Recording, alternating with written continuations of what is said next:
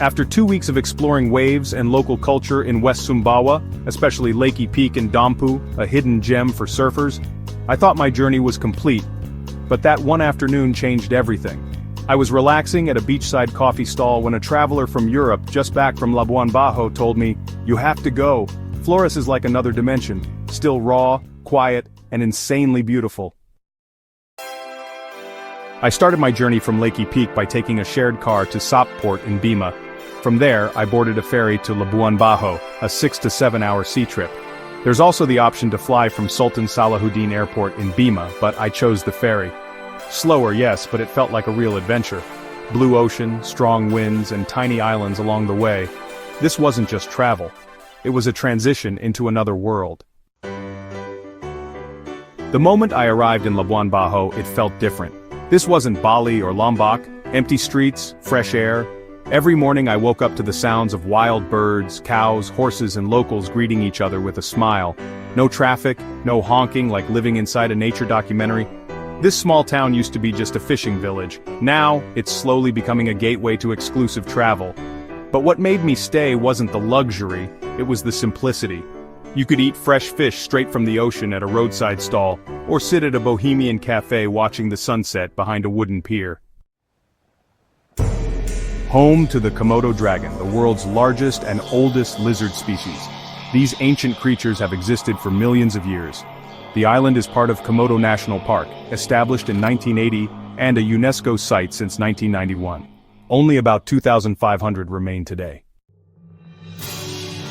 On Padar you can see 3 crescent-shaped bays, each with a different color from its hilltop. The hike up here is definitely challenging, but wow, the view is just divine. You know, Komodos once lived here too, but they're now extinct on this island because of ecological imbalance. The pink sand here actually comes from tiny marine microorganisms called foraminifera. It's pretty amazing. Only 7 beaches like this exist on Earth.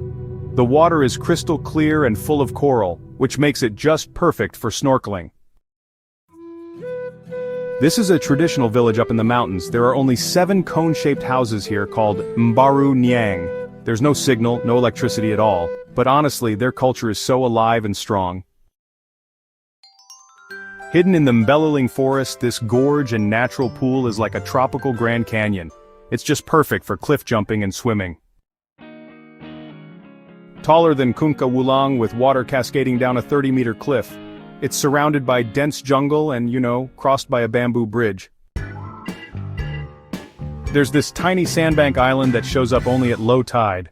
Honestly, it feels like your own private island, just surrounded by this amazing turquoise sea. Here, you can actually swim with Manta Rays.